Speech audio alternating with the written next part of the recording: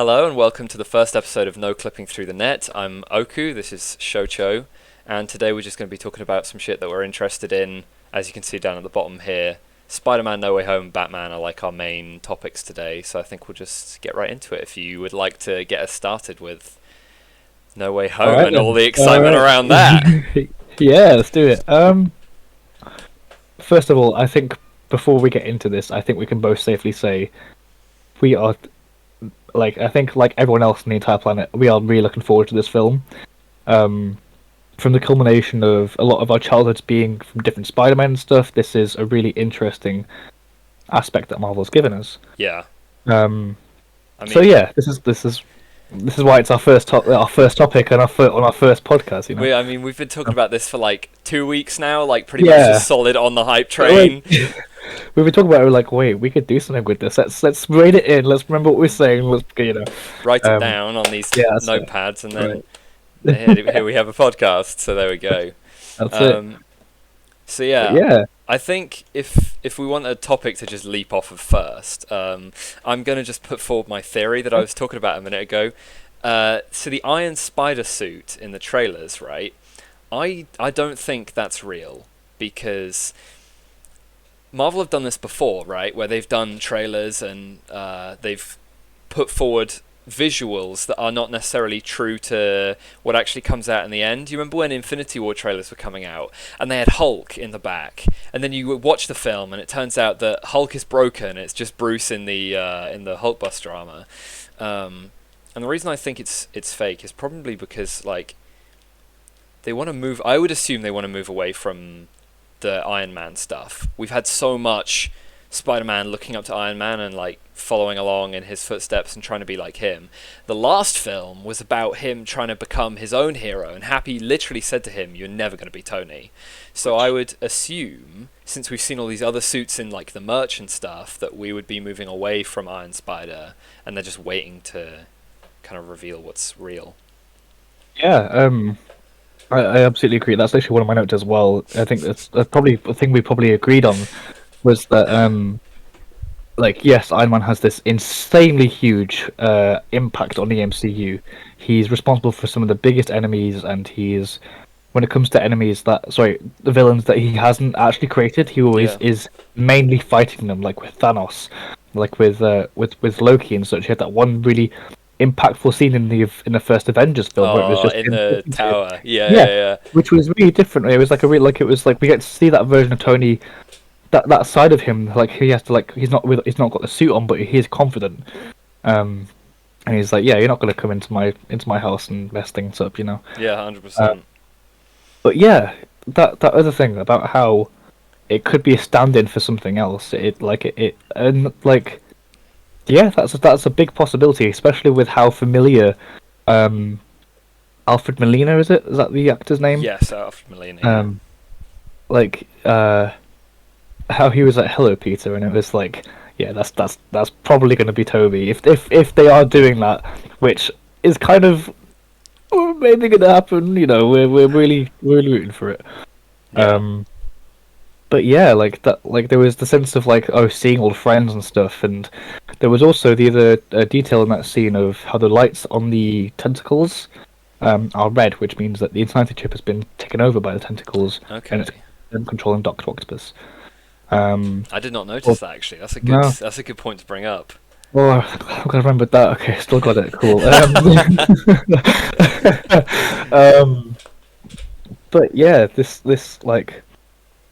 first obviously they know how big of a film this is, which is why they're putting it at the most everyone's off kind of time. And I mean, kids are off school, parents are off getting more days off work because it's Christmas time, you know. Yes. And that means that they can get loads of money, and that's just how it is. So they know if this is going to be a big one, much like Infinity War, which was massively different from Age of Ultron.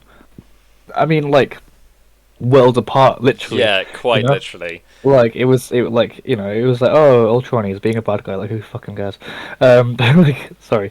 No, I mean, Ultron was not the greatest villain I've ever seen. No, he was he put into perspective stuff, but it was just kind of like a a thing to create Ultron. Sorry, to create Vision, really. Yeah. But anyway, they know how big this is because they've just started the multiverse. Mm-hmm. We've had 3 shows on Netflix, or 4 if you count What If, which I haven't seen any of yet, which I need to. I apologise. I haven't done my homework. Sorry, Arthur. I mean, it's not really on the agenda for today. I can let you off that. Strike one. Yeah.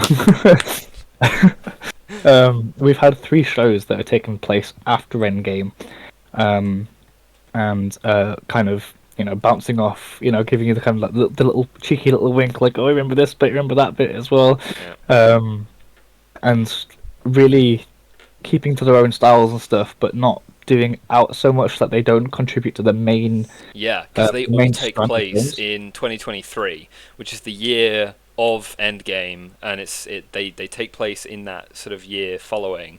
2024. No, Far From Home takes place at the start of summer in 2024, Right. but the shows all take place in 2023 so far. What If is exempt, obviously, because it's like other shit, but yeah. So, hang on, just to kind of get my head around this. Hmm.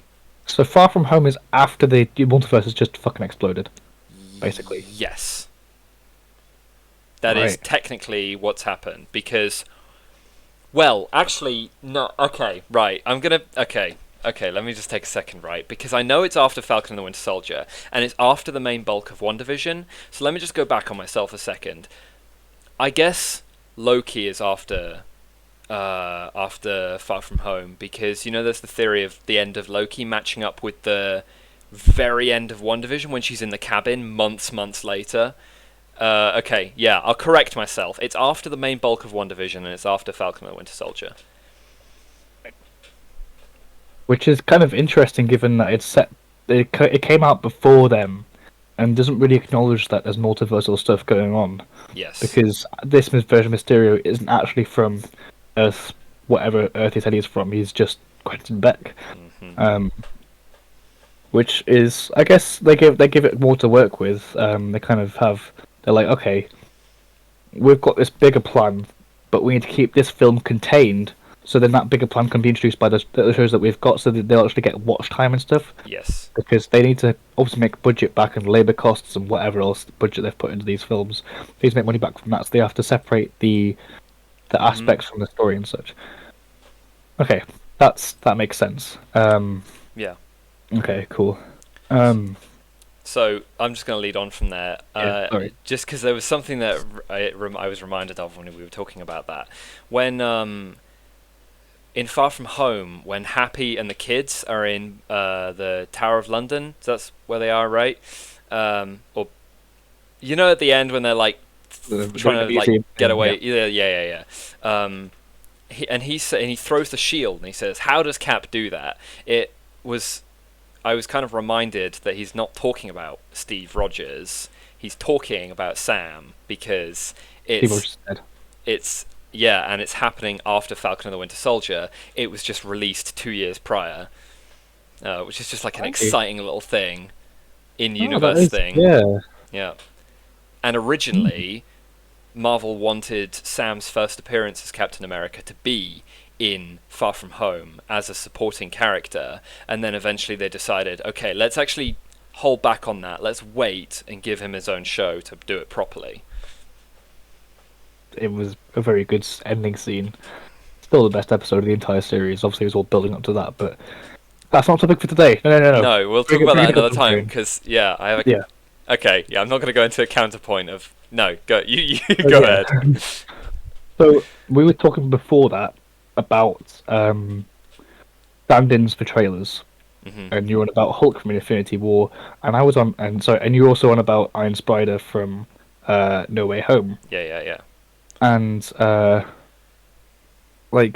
this is a massive film because it's taking place after all, yes, it is taking place after all these shows that have brought in the idea of, if you thought it was getting weird before, no, it's definitely like, oh, what if it was weirder? Get it? And this is the first movie to introduce the multiverse and do it in a way that makes sense for people, I think. Yes. They explain time travel perfectly in Endgame, like the realistic proportions of it and stuff.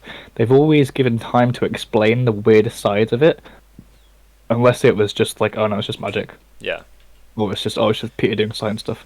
You know, um, but they know that we're going to be sat in watching these films and stuff. So they're like, okay, let's let's have the vast majority of our audience understand what we're trying to convey, what kind of field of logic that we're working in, because it isn't too far from our own field of logic. It's actually based upon what we all know and what we all kind Yeah, of yeah, yeah.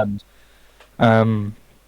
And yeah, let's just kind of explain that throughout films, kind of give it like baby feed it to people, that kind of Right. thing.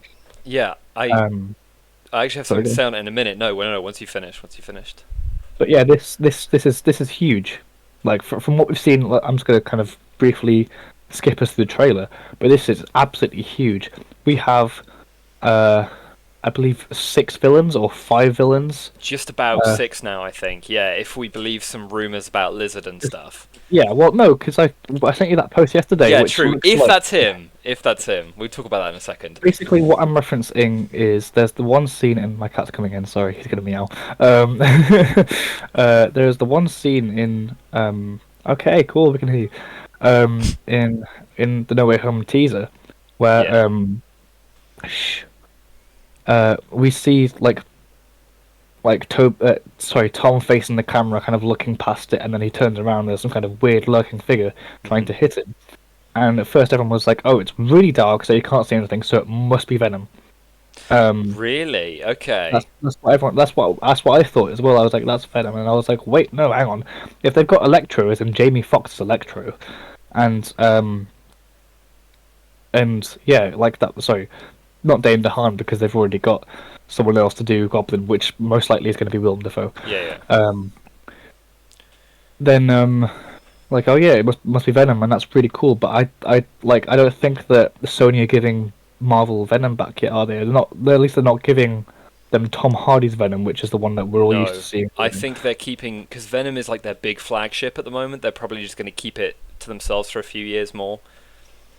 Yeah, well, until Let There Be Carnage comes out, and it might flop. I don't know. I'm not really sure how I feel about God. it. That's... Um, Yeah, I guess we'll find anyway, out, but continue. but yes, I basically found this post that increased the exposure, not the exposure, that's photography stuff, but increased the brightness in the video. And I sent it to Oku, and it like you can see just like a little bit. Take this with a massive pinch of salt, but we kind of set up on this. Is that when the thing kind of lunges at Peter, there is kind of like a little tail kind of swishing behind it. I'll add the clip and- and post. I'll yeah, add the yeah. photo and stuff. Yeah, yeah. But it's like, okay, cool. So now we know that that's most like I'm 65% sure that's going to be Lizard. Yeah, yeah. But anyway, my original point was About it being so big. yeah. That was stemming from the even bigger point of this is the biggest Spider-Man film I think to date. Yes. This is like even bigger than Into the Spider-Verse. No offense, even though that film was an amazing one. This one's a little bit different because it's got actual actors that people know and love. Yeah, and also it has implications within an already existing universe, which is fucking huge at this point. Yeah. Yeah, it is like it's just again, it's just that sly wink at the camera of hey, you know these characters, you know how they're going to behave. Yep. So let's have them bounce off each other like with Doctor Strange and Peter Parker and stuff, and it was quite cool. But we have these villains. We have Doc Ock. We have Green Goblin from the Raimi trilogy, who are like some of the most famous adaptations of those characters. Yeah, and Sandman from the Raimi trilogy as Sandman, well. Sorry, my bad, Sandman. Which I'm still taking up with a pinch of salt because it's just like when you look at it when everyone was like, oh, it's Sandman because it's sand, it's like that kind of that darker color of ground. It's like what is it? It could be just an explosion. It could be. But let's kind of feed into our childish, excited hearts of it's Sandman. You know, it's like we've got all 3 villains. Yeah. 4 of the. I'm with you. Sorry, 3 of the villains from said Three of the movies, one villains from from each Raimi movie. trilogy. Yeah. And I think that's what everyone's most excited about. That's what I'm most excited about personally, because it's like how they're going to do this version of Doc Ock, because I absolutely love Doc Ock as a villain. He's a really cool one. Hmm. Green Goblin, I'm like, cool. It was cool to hear his laugh. It was like, ooh, I feel weird now. And it'll be nice to have him in the MCU now, even if it's just for a film or two, because he is like the sort of anti-Spider-Man, isn't he? Like he's the big Spider-Man bad who's Yeah, always coming back and finding a way to foil Spider-Man and yeah. stuff. He, Yeah, he he he is a massive part of Peter's, like, not just Spider-Man's arc, but Peter Parker's arc as a scientist and as true. someone who absolutely loves that side of things. It wasn't like not we don't just see that relationship explored in PS4. We also see it in the comics. At one point, they swap minds. That's cool. So, Otto Octavius is in the head of Peter Parker. Oh, so Doc Ock, not Goblin. No, not Goblin. Sorry, not Okay. Goblin. My bad. Sorry if I didn't specify who is No, I'm with you related then. to. And that's where like the famous comic strip of is where Peter Parker's wearing sweatpants. He's got cupcakes and stuff, and Captain America's like, "Why are you wearing sweatpants? Why you got cupcakes?" He's like, "Well, I was hungry," and then also. When Doc Ock was in my mind, he made some kind of webbing formula that kind of got in the word bad places, and so now his gene is stuck to him, which is kind of funny. That is Um, funny. but I haven't, like, I'm going to admit, I haven't read too much of the Spider-Man comics. Me neither. Um, Not at all. like, yeah, so we're kind of on the same playing field for that. But I think we do understand with how hyped both movie and comic audiences are for this interpretation of Doc Ock. They know how crucial to Peter Parker is as a character because yes, he is the antithesis, but he is also smarter than Peter Parker. Yeah, true. In a lot of cases, that's why he was Ultimate Spider-Man when Doc Ock was in Peter's mind. I believe that's what the title was given to him. Okay, that's cool. So yeah, that the to round all that crap I just set up is this is a massive movie. We've got some really cool villains. Also, the ones from Garfield's films. Like, I'm kind of excited for Electro because they need to give him a second chance. Because my Yeah, God, when you say Garfield like that, I'm picturing oh, Electro fighting a little orange cat. not this isn't the Tale of Two Kitties. This is Peter Parker, Yeah, yeah, Andrew yeah. Garfield's interpretation of Spider-Man. Yeah, Um, it's nice to have that as well because, you know, those films. I watched the first one again prior to coming on here. I couldn't face watching the second one, but I kind of know some of the stuff that happens in it. And say what you want about those films because yes, they weren't great, especially the second one. But Andrew Garfield's introduction as Peter in the first film, when he's in the hallway and he has that scene where Flash comes past and they have that little banter and Flash is like threatening him. It immediately drew me to that character, that version of Peter. I was like, oh, I like this guy. I really like this guy. And throughout the whole movie, especially those scenes where he's like fumbling his words with Gwen and he's like really awkward and stuff. And then also the side of him where he can really pull it together in a big moment and he's like hanging like off the bridge where there's the kid in the car and he's like slowly talking the kid through it, making sure the kid's okay, and he like gives him the mask. I love this version of Peter, despite it not being executed wholly in the best way. And I'm personally more excited to see him again than Toby because I know Toby has icon status and everybody loves Toby, but I don't know. I have a soft spot for Andrew's Peter. well, Toby's version of Peter Parker, like, we can kind of put a pin on it as it's the late stage of his educational status, as in he's in, mine and Oku's British world of he's in the late stages of university, because he's old. He's not young in that film at all. No. He's like mid-20s, I think, in that Yeah, film. yeah, in his first one, he's in high school, and after that, they were like, right, come on, move it on up, Yeah. and then, yeah. This is like, and I see what they were doing with that trilogy. It was in its own. It was its own universe. It really, really was because they had that whole arc explored really quickly in that status of 6 to 7-ish hours, maybe even less than that. Hmm. But that is Sam Raimi's ultimate Spider-Man in a way. that is the ultimate penultimate version of him that they allowed to have, because obviously there were talks of Spider-Man 4, but I don't think it happened, or Yeah, I it think just kind of got canned, I think. yeah, which sucks because it would have been cool to see how that would have ended, And Lizard especially probably would have been the villain in that because yeah, Connors is in those yes, movies. yes, he was in the first or second one, I think he I was think in. he's in the second and the third because he is a lecturer at the uni that Peter is at. Yeah, And that was cool to see. It was like, whoa, that was like a little on the nose, little kind of like, no, you gotta you wait got to for the wait fourth for one. Lizard. Yeah, You gotta wait for the fourth one, and it's like, where is he? Oh wait, he's in the Amazing Spider-Man 1, and he's pretty good. yeah. I thought I liked him. he was an endearing character that really kind of gave Peter his own kind of space and his own like will to grow and stuff, and kind of helped him along the way, which was kind of a bit like Otto Octavius. Like he was kind of Hmm. like that, like because they obviously couldn't get Doctor Octopus at all. I think they wanted to, didn't they? They Maybe I certainly don't know tried. much about it to be Well, honest. no, because at the end of two, or I think the first one. Well, I don't know. It was either one of them, but there is a post-credit scene where we see Norman Osborn walking through a hall, and we see Vulture's wings, we see the octopus Oh. arms, and we see I think Rhino's gear maybe, or I don't know if it was Rhino's gear, but it was kind of building on the Sinister Six and stuff. And again, the entire series got canned because they just I mean they kind of had it coming because they just like sorry that's a really bad way of saying it, but like the writing of a lot of those characters wasn't done well. Yeah. um even the smaller bits that would shine out and that would be impactful, they weren't enough for the executives or for the producers to keep going on with it. They were like, this isn't going to where we want it to go. We've written it too far in and we can't get it to loop around to the third thing that we'd like. Right, and think about this, okay? When the Raimi trilogy finished, 1 year later, Iron Man comes out, and then Incredible Hulk in 2008 as well, which is 1 year after Spider-Man 3.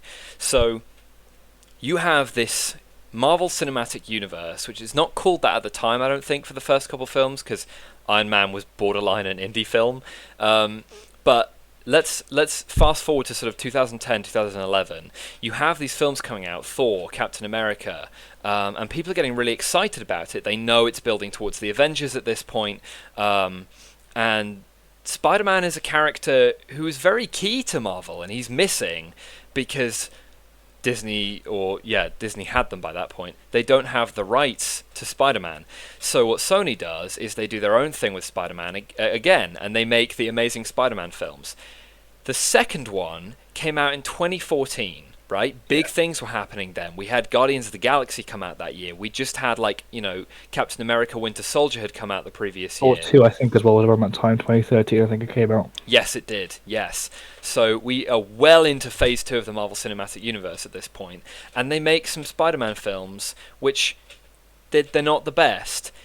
That's only 2 years out from Tom Holland's first appearance as the character in Civil War. Yep. That's only Yeah, 2 years away, which means they were, since Disney were obviously harping after them to get a hold of Spider-Man, and they wanted to strike a deal for him to be in Civil War and then to have his own film. You're at a point where I don't think it would have been realistic for them to strike a deal where Disney are allowed to have one version and then they continue to make Andrew Garfield's films, which is probably one of the reasons why it was canned. I think it's just horrendous timing. Trying to forge your own Spider-Man trilogy when fans are already enjoying a cinematic universe where there's so many characters to enjoy. It's a bit long-winded, but you get what I'm saying. No, I do get what you're saying, because it would just like they knew it wouldn't mix. They knew that version of Peter Parker wouldn't mix because they'd already written so much in canon. They'd already given that idea of Peter Parker as Andrew Garfield, and they were like, just how do we do that? And I think they might have been like, this is what we don't know as fans. This is what we don't know as people that are looking outside in. We're not looking inside out, because they will know a lot more stuff about why that deal didn't go through, why Andrew Garfield wasn't in Tom's place, which is like it's really unfortunate. But I'm like, from the leaks that I've seen and that me and you have seen of that, I don't know if you want to put that in the podcast. I'll but stick the set photo of Andrew up on screen. All right. Well, might be a very short time that this episode's up then.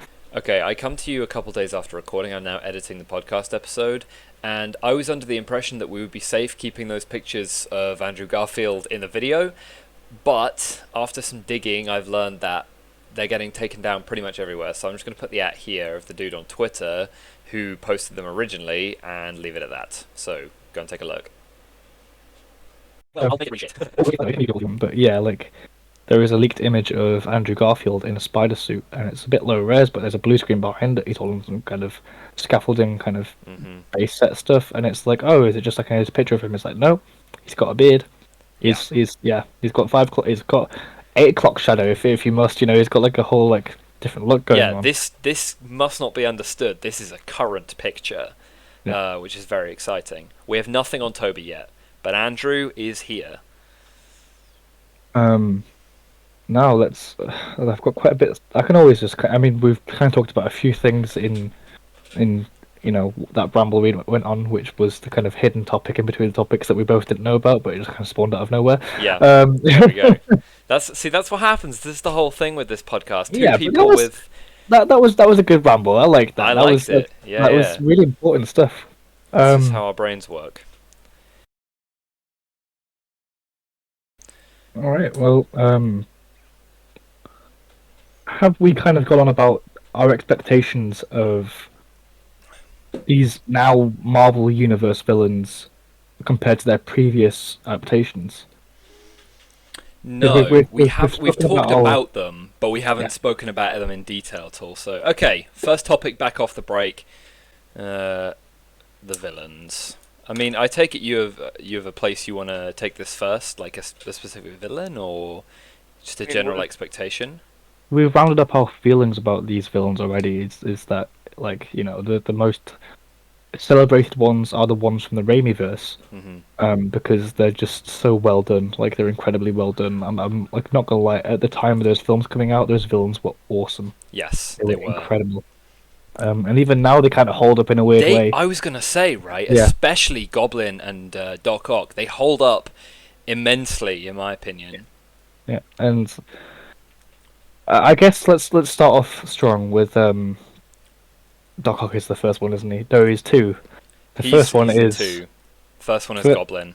The first one is Goblin. Yeah, sorry, you can tell I haven't watched them properly like you have. Okay. Yeah. Well, I only watched them. A watch party or something. We should have like a watch party. That would have been good. We could do it next time. Yeah, I mean, I watched them all for the first time recently, and I can say that I enjoyed number 3 the most. I enjoyed number 2 a lot, and I didn't really like the first one, to be honest with you, but a weird one, but it's in the long haul it helped with the arc building and the world building of this version. I agree. So let's talk about Goblin. All right. So, yeah. Do you want you gotta go for that one? So all right. I will give my thoughts then. I think he's a really exciting villain. Like physically, he rides around on a hoverboard. He goes like, and he throws bombs at people. Like that's cool. And obviously, in its campy loveliness, that first film had him just. He had a real presence to him. Like when he attacks the. I can't remember. It's like an event or a party or something. Or is that? Say again. Is it the balloon festival thing in the city? Yeah, it's that thing. When he attacks that, and he comes over the top of the, I don't know if it's a car or something. It's just he's scary, but not in an actual way that makes me fearful. Just more like he's a bit scary, isn't it? And yeah, like in that small contextual film, he is like a really scary antagonist. Yeah. And so for going into No Way Home, I really want him to maintain his cheesiness. Yeah, I was going to say I really want that too, because it would just it helps distinct their personalities. It really does. But sorry, go on. Yeah, no, that's a valid point, and I think with the MCU we've had villains like Yellow Jacket, right? And like Killmonger, although I do think Killmonger is a much better villain than Yellow Jacket. They are they are just sort of the opposite of the heroes that they fight, and especially in these two are pretty much I think the best examples I could have picked for that. They are just the opposite of Black Panther and Ant-Man, especially in their final fights. And the thing with Goblin is that I think he brings such an exciting Dimension. I think it's dimension. like Yeah, like he's so yeah, different from Spider-Man. yeah. And I love that. I think we need more villains who are very different to their heroes. Like Thanos was the big bad of the entire Infinity Saga, and he wasn't really anything like what we have. He had the same drive to complete his goals as Iron Man, but that they weren't similar. So I think we just need more of these villains who are He different. yeah, he was a force. He was a Yes. force the entire team had to deal with. He wasn't like a. I mean, yes, he was a rock and a hard place kind of thing, but Hmm. he wasn't like the loner who has no friends and wants to destroy the world and stuff. He had his own twisted morals, his own twisted version of his world and stuff. So yeah, like going back to the Goblin, like this isn't just the opposite of Peter Parker. This isn't like how Venom is. Like Right. Venom in Spider-Man 3 is just pretty much the opposite of Spider-Man. Yeah, literally. Um, and I mean the black suit's just cool. I just love it. It was like whoa, Anyway, I agree. yeah, like we have like this different dimension of a character who I don't really remember his origins in the film too well, but I think he just gets angry at his company that kick him out. I think he's getting old and stuff. So That was that is an accelerant, but the original catalyst is he is working on this project of like I think it's like an enhancer drug kind of thing, like a machine that you put someone in and it enhances them and it makes them stronger yeah, and stuff. I remember that part. Yeah, And the military are cutting his funding. Right? They say, you're running out of time. You need to be out by, whenever we need you to get this finished. I'm a little hazy on it, despite having watched it like a week ago. but that's the gist of But this. that's Of the this gist. catalyst, And so yeah. he's like, fine, I'll just do it myself. And he goes into the machine and it turns him crazy. And he comes out and he kills his lab assistant, but he doesn't remember it. Explode and destroy them out the window, right? Yeah. And then he spends the movie getting more and more in tune with this goblin side that's in his head now until he becomes the Green Goblin. There's the one scene where like the mask is on like the side of a chair like that, and he's crawling towards it. I remember that. I think was that the first one or was that was the first one? Yeah, Yes, because it was. he dies at the end of the first one. He's only in the second and the third one through being It's in like Harry's head. Yeah. which is a really cool aspect. I really like that aspect. But yeah, he is like that. Willem Dafoe. I never knew he could kind of really go into that like 60s style. It is like kind of 60s. Yeah. I'm like Doctor Yes. Doom. Doctor Doom was kind of like the whole kind of you know. Oh, the bad guy's on the phone. He's saying naughty things. He's like MF Doom, for example. That's where I'm getting that idea Is that from. your cat, by the way? No, that's a child screaming. Shut the fuck up. Um, It's okay. It's pretty quiet. I can shut the window if you need me to. But he was kind of like this menacing like little I'm a bad boy, but they also tied that in with an actual realistic action sequence Yes. of the final fight. Like it wasn't just him being yeah, I'm being a bad guy. I'm blowing up all these. I'm turning people into skeletons. naughty. Yeah, like oh no, I've pooped on your porch. It's not just stuff like that. It is now there's a motive for them to actually fight, and there's a realistic, understandable, mature reason for these two to have an altercation. Mhm. And that happens at the end of the film. Yeah, And I thoroughly agree. we both want that to we want that kind of that vibe of Goblin to transpire because it was just such an awesome version of that character. Yeah, I agree. and I didn't like the movie, but I loved Spidey, and I liked Spidey, and I loved Goblin. I think Goblin was the best part. I think he stole that entire film. No, I Like agree. I really think he stole that entire film. From what I'm now remembering some parts of it, but yeah, he's like his act not just his acting as the guy on a hoverboard throwing pumpkin bombs at people, but he's also when he's having like the argument with the board and stuff, like the board directors, and they're kicking him out and stuff Yeah. like that. And he's like, I've worked hard for this, and you can see like how angry he is. Like he's pissed. Like you can actually feel that's Norman Osborn there, you know. He does a really good job, and I then came to learn sort of later, not since watching because I already knew who he was and who he played in those films, but I came to learn later that he like is an actual like really well regarded like serious actor. I was like, oh, okay, that's cool. You know, he's going to be in an indie game this year. Yeah, he's in 12 minutes. That's it. Yeah. Yeah, Ah, he's cool in that guy. with Daisy Ridley and who else is in that? Some other big name. Some other very big name, yeah. But yeah, But like either way. he was in that. He was in Beyond Two Souls, that David Cage game with Ellen Page, which just had some massive controversy. But sorry, Elliot Page, my bad. Um, Yeah. Elliot Page, because David Cage had someone make a naked version of Elliot Page, Hang on, you cut out for a which just second. wasn't You said cool. somebody made a naked version of Elliot Page for this game? Yes, yeah, Ooh. Okay, yeah. that is a bit grim. Well, like he had someone do that because like he was like, oh, I want shock value, and it's just like someone being assaulted. It's like there's better ways to do shock value. Yeah, I wholly agree with that.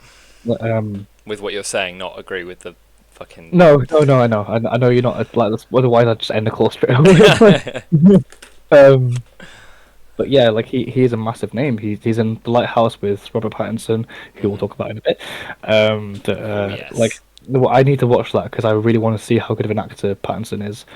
Um, but yes, we're excited about Goblin, which is good. We're excited about that version of him, which will hopefully carry on. And from how it's from the small 3 second clip of his pumpkin bomb rolling and him doing his evil little cackle, it was like we Yeah. might get that version of him, but probably a little bit more kind of edgy and matured, hope maybe. But that might I not a be a little bad bit thing. MCUified, you know, but I do hope they keep the original kind of soul of the character. And like I was saying earlier, he is like comic Spidey's arch villain in most cases, which is like, okay, little piece of the puzzle that we were missing, slot it in, cool.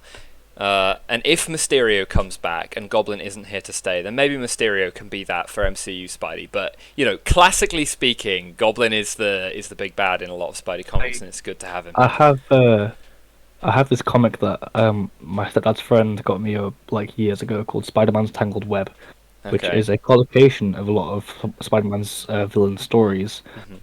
and one of them was this kind of hidden guy like a trench coat and Hmm. a big hat, like goes to a bar to chat with a vulture and Craven the Hunter's son, I think, and some other enemies and stuff like that. And it's all like really cool interactions and like really funny stories and stuff. Yeah. And they're all sharing how they got captured, how they got thrown out, why they're laying low and stuff like that. I And like that. like they're like, so what about you? What did you do? And like he's like, me? I killed his girlfriend. Like he rips off his hat, and it's fucking Green Goblin. And Yeah. like he's got like this crazy deranged smile on his face, and like and then the camera, the last panel is just Goblin just menacingly laughing and just like on his hoverboard. I was like, that is just awesome. I love how he has that massive impact that he's just like he can steal the entire comic from 3 panels or something like that. That's Um, ridiculous. That's so cool. it is very cool. I will happily lend you it if you want to read it because there's some good stuff in I there. would love to. Um, but yeah, like that. Yeah. So, let's try and speed up a bit with the Yeah. next 2 minutes To because we wrap don't want. up Goblin, and we'll move on to. I'll let you take the lead on this. Doctor Octopus. Probably one of my favorite villains of all time, next to the Joker and such. But Hmm. I absolutely love. Yeah, I can hear you, Toro. Sorry. Don't worry about um, it. I love it. He's like there are some really nice, heartwarming scenes where he sits down with Peter and his wife, and he's like a really loving man who's just looking to make the world a better place and do the right thing. Yeah. And go away. Uh, If you want to take a like second to remove the cat, that is absolutely yeah, fine. You yeah, I can. will. I think I do that just now. Bear with me a second. That's cool. I'm going to fix the window because it's slightly wrong.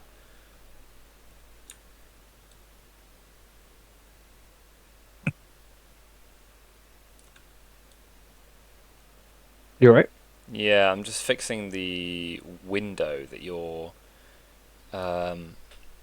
camera is in because one of the edges is slightly wrong. Oh dear. Oh dear. Oh dear. Oh Okay, shit. that'll do. Sorry, I'm going to be really picky about this.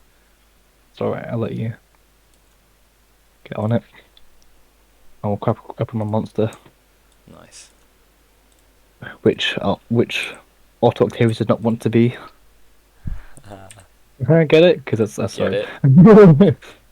That was funny. Alright, no, still not quite.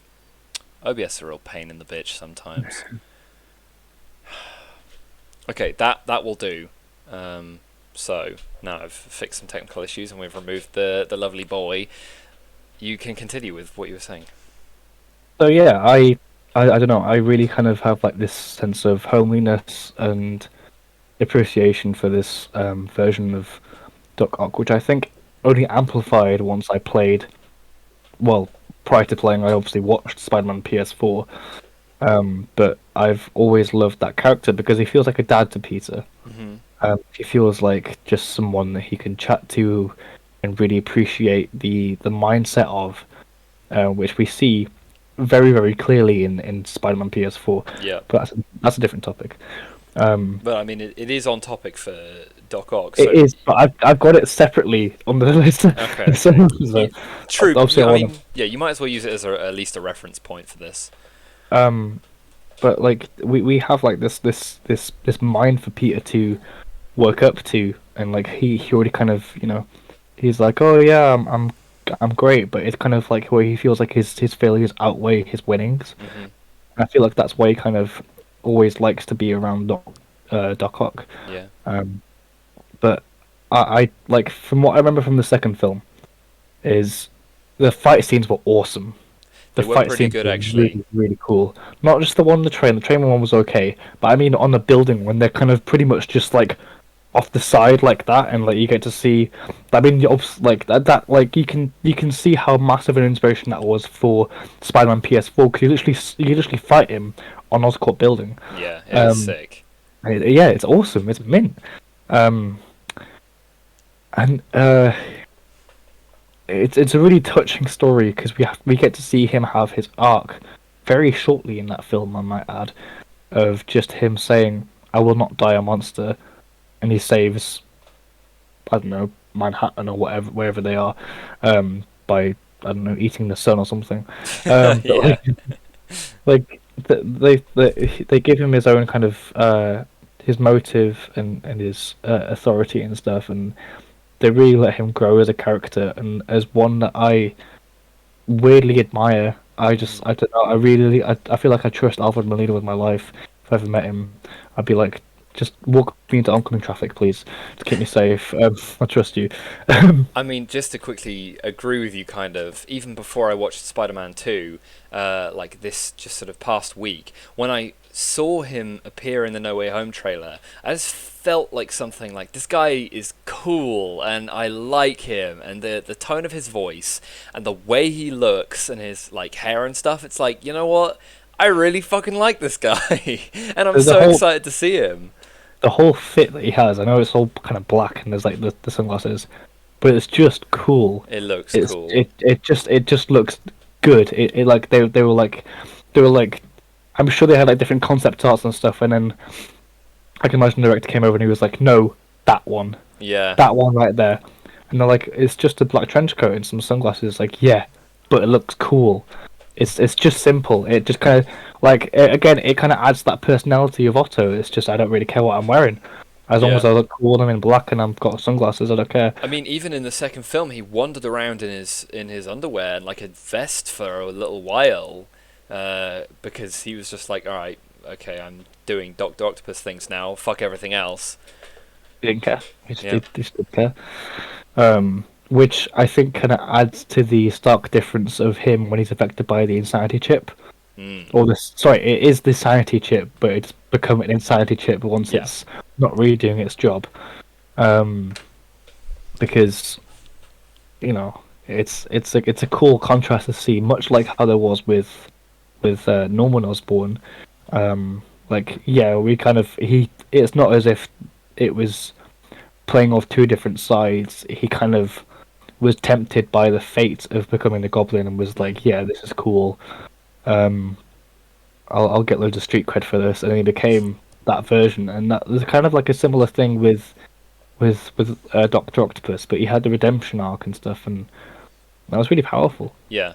So just to move us on to I talking was about about to our say, expectations yep. of him for this film, do you want to lead on with that? Like, how are you kind of expecting him to be presented in this film? Because just bearing in mind the fact that the last time we saw him, he'd had a little bit of a redemption. Well, we already know the fact that he's being controlled by the arms. Hmm. Um, which there's some cool sciencey stuff with that, but I think it's just kind of like, I don't know, just cool science stuff that somehow Yeah. made him go crazy. And I again we were on about that scene with him where he's saying hello Peter, and it's like, oh, that's definitely not Hello, Tom Holland Mario. fighting. Yeah. Yeah, it's like um like it's like what is this version of him going to be like? And I think again, just like with Willem Dafoe, they've let him have his own place as the character. They've been like, Hmm. look, you're loved for a reason because you did that villain so well. Um, so just do it again, but maybe a little bit more menacingly. And here, get some cool sunglasses and say this pretty ominous line in the trailer, and then Yes. everyone loses, and then the entire internet just blew up. like once everyone starts saying no, like I think it's like I think he's going to make big crazy, waves. crazy. Yeah, quite literally, everyone just lost their minds. And Yeah. I was after the kind of dust had settled on said everyone losing their minds. Someone posted a theory about Doctor Octopus, which I will kind of just shorthand relay for so people kind of know what I'm talking about. I believe it was done by Full Fat Videos. If anybody wants to check that out on YouTube, but he was saying how Marvel, or Disney, whatever, Marvel Studios, they probably wouldn't want to cheapen anything about the way that character ended in Spider-Man 2 because it was so special to so many people, and regardless of whether it was special to people or not, it's an amazing end for the character. So, and this, sorry, obviously I'm saying this having thought about it without the knowledge that he's being controlled by the arms in the trailer, but the theory goes that he will be on the side of Spider-Man because he's had this redemption arc, and right before he dies, he's pulled into the main universe of the MCU, and so to avoid being killed off by the rest of the Sinister Six, he makes it look good. He fights with Spider-Man. He doesn't want to kill Spider-Man, so he's like conveniently, oh, you beat me. Oh God, Spider-Man's getting away. Pulling punches and stuff. Yes, exactly. Pulling his punches, and then eventually he is discovered by Goblin as a traitor, and then is killed by Goblin in a very dramatic scene of you are the traitor, and now I have to cut you from the group because we're all trying to kill Spider-Man, and you are not. Which was it's a very shorthand version of that theory. It was very eloquently put when I read it. But I guess if I'm going to adapt it for this new piece of information that he's being controlled by the arms, I guess then eventually he'll kind of like fight the control of the arms, and he will break free of them, and either he will become a scientist in the MCU as a character for Peter to kind of go to sometimes for science advice and whatever, or he will break free of control of the arms. Goblin realizes he's not on their side anymore, and then Goblin kills him in the scene I was talking about just a minute ago. I mean, this is the longest Spider-Man movie to date. Is This is it? going to be 2 Oh, hours I and 30 mean, minutes actually, long. yeah. What am I talking about? Of course, it has to be. There's so much in it. Yeah. So there is a chance that all of these things could happen. That either he stays with the things, or that he fights the control, or whatever happens. There is room for. That's how clever they've done it. They've put in all this content and stuff, but they've never. I don't think they're gonna leave any plot holes or loose ends or anything like that. No, I wouldn't imagine so. Especially with again, you're right. Especially with how much these villains meant to their respective audiences, which is Yeah. the majority of the fan base, I think. Then they're not gonna just be like, oh yeah, and he ran away and did bad guy things Now again. he's evil again. Yeah. Yeah, fuck it, just make him bad again, you know. Um, but yeah, like I'm excited for him. I'm excited for if they'll take inspiration from the PS4 version of Doctor Mm. Octopus, who's just, I think, my favorite. I love him. I just love him. he's loving and kind, and then when he becomes a villain, he bloody shines bright. Like I he's know, he's probably, amazing. I think he's just. I mean, obviously he is the penultimate villain in that game, but he was Well, just. the ultimate villain. Yeah, he is. He is the last boss you fight. Like like, and of course he has to fill that role, but he did that. I don't know the actor's name personally, but he did that role really well, and they got that kind of that version of Otto nailed down to a T. Like I mean to a O double T, if you want to. Like um it was great. There was a thematic relationship. There was an actual relationship. There was the excitement of Peter going to MJ and telling her how close they were with stuff. Or he'd like you actively heard him express how excited he was for all this stuff to work on, and how much good they were, because he could do good as Spider-Man, and he could Mm, do good as Peter Parker, which I think was what he loved. He could do good in different ways. Just one was a little bit under the radar. yeah. The other one was out there in the world and was actively helping people's lives better. And it really breaks your heart, doesn't it? Because you were saying about how Peter and Otto are so excited to work on this thing together, and they're making progress, and they're forging ahead with something that they think is going to change the world, and then it's all taken away from them, which is just it is a masterpiece of Like, writing. yeah, I mean, like, oh no, who's the bad guy? Oh no, rich white guys, damn it! Like, um, like another quick thing I want to talk about is how cool the scenes were when, like, he sees, like, he was like, there was like one cut scene of where Peter goes to the place, and like he's uh throwing stuff around, and like he's about to drop a thing, and then it extends. It's like the octopus army. You were like, Yeah. you're like, it's happening.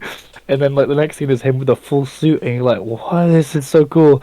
Mm, Um, I just really like that character now. He's just a really good villain, and I think that if they are going to tuck him away for to come out another time and perhaps do the swap minds thing, which I don't know. That's a long haul from now, I think, from where Peter is. yeah, yeah. Um, I'm happy for that to happen, because I think both actors would do amazingly. I think both of them would be great. But Yeah, yeah, I think I let's move on to agree. Spider-Man And 3. so just to move on to the next Yeah, ones, I actually had a really good linking point. Is that we were saying about how special these villains are to people. I think in a film where you have like six villains, right? You kind of, it's not really like a game where you can take more time for the player to explore story and like learn all of these different villains and get attached to all of them and stuff. You have 2.5 hours, or how long did you say it was? yeah, 2.5 hours. Yeah, okay, so you have 2.5 hours. You need to pick and choose which villains are going to be the really important fleshed out ones, and which ones are going to be the ones that, One dimensional. yes, are a bit more one-dimensional, right? And I think that Goblin and Ock are going to shine as the main sort of like, these ones are really important and these are our most fleshed out villains. They're kind of like the head of, one of them's the head of this Sinister Six. The other one has this really interesting thing going on with like he's being controlled by the claws and stuff. And then it'll go down a tier and be like maybe the next two are kind of fleshed out but not so much, and they're not so important, but we're still giving them characterization. And then we go down to the bottom tier of maybe, I don't know, Lizard and one of the others are sort of like bottom tier, one-dimensional Yeah. villains. There's a long-winded way of saying that, but it kind of brings me on to Spider-Man 3, where we potentially have Sandman coming from. Just put it quickly with. Go ahead. Do you remember the one scene from PS4 Spider-Man where like the entire Sinister Six is with Peter on top of that building, and how cool that I was was? just thinking about I that. was like, that they've got to do something like that. They have to. If they're gonna bring all his villains, it's got to be like, Spider-Man's in trouble. And it's Yeah, like, oh, you the two come help him, and it's like, dude, that would be, I could die happy after that. yeah, yeah, yeah. Um, but yeah, go on, Spider-Man 3. Let's kick So it yeah, off. so we have Sandman, right? Who I think had such a compelling story, like such a well, such a compelling beginning to his story. You know, he's a convict and he's on the run, and his wife is telling him to get out because she doesn't think he's fit to see his daughter anymore, who is dying, and he wants to kind of raise the funds to be able to provide her with the medical treatment that she needs. And I think just because of the kind of what a lot of people see as the main flaw of Spider-Man 3 is that there's a little too much going on. I think his story is curbed a little bit, and we could have taken a lot more time to see him with his daughter and kind of learn his fears and learn what really drives him, aside from the obvious, my daughter is dying. So I think just on our main topic of what we expect from these villains coming into No Way Home, I kind of expect him to rank in my theoretical proposed middle tier, where he's a bit more fleshed out than the bottom tier, but they expect us to just kind of remember his story from Spider-Man 3. We know what he's been through. Now let's just kind of throw him in as one of the slightly less important villains. I'm not sure. It's either that, or maybe they go really hard with him and they bring back the daughter story, and it's hard to say. Yeah, I know what you're trying to say, but they I think you were thinking, like, not to be like, oh, you're an idiot, but like maybe going about this wrong is that they're not always going to be at that one level. Like, there's not always going to be Doctor Octopus being at that one level. They can bring that down and balance it with some other enemy, and then do that again with someone else and someone else. So there is time, and there are ways to have, even if they have a short scene for an enemy to be, let's say, catching up with the other villains. Mm-hmm. They know how, they've got good writers. They know how to do those scenes quickly. True. But do them in a way where it actually matters. You're right, actually. So I think if I'm going to adapt what I'm saying to kind of with this new sensibility, I still stand by the fact I think there's going to be at least one member of the Sinister Six who is not fleshed out very much at all. But going with what you're saying and going back to my point about Sandman, I guess then, yeah, I hope that they will find time to characterize him properly. I hope that they will. After seeing his story curbed like that in Spider-Man 3 because there was too much going on, I would love for them to find some time in this film to do him a little bit more justice. I think the knucklehead might be Electro. Yeah, I was gonna say either Electro or Lizard. That was the kind of my guesses. Because again, like, I don't mean as a disrespect to either of the actors, or like, I just think that they've always been written in a way where there isn't much going on, and their one motive is just to be bad, and just mess stuff up for Peter Parker.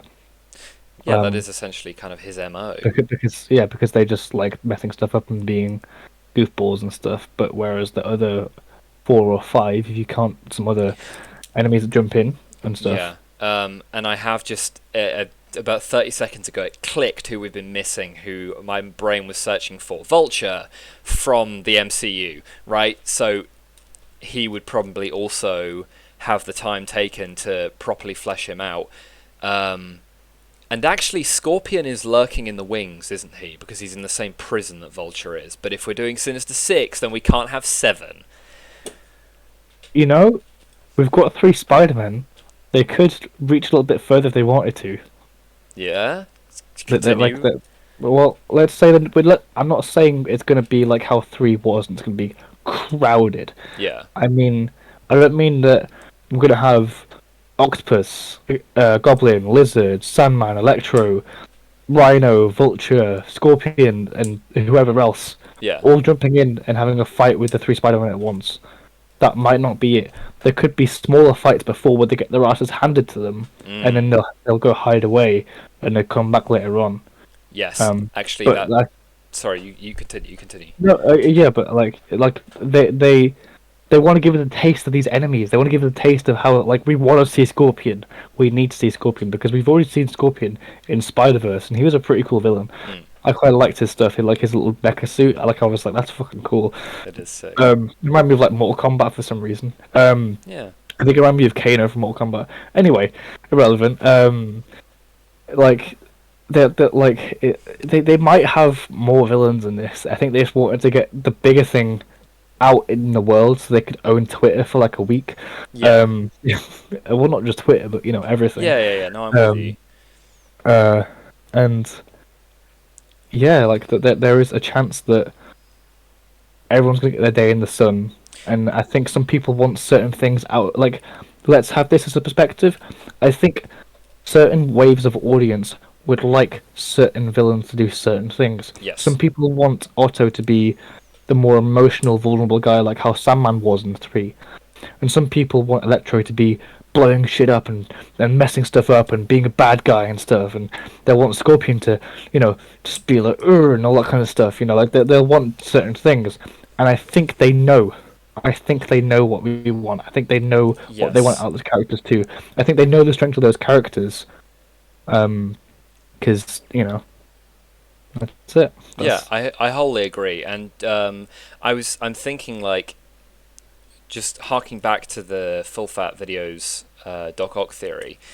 Part of that theory was that Doc Ock is actually eliminated before the before Toby's Spider-Man is involved, and then Toby's Spider-Man and Tom's Spider-Man have a heart-to-heart later in the film where MCU Peter tells Raimi Peter about what happened, and Raimi Peter is like, did he die a good man? Did he die how he wanted to? And Tom's like, yes. So that was I was just reminded of that when you were saying about villains having their different moments and the film being broken up into these villains. These villains get their first appearance here, and it's broken up nicely into sort of different segments of.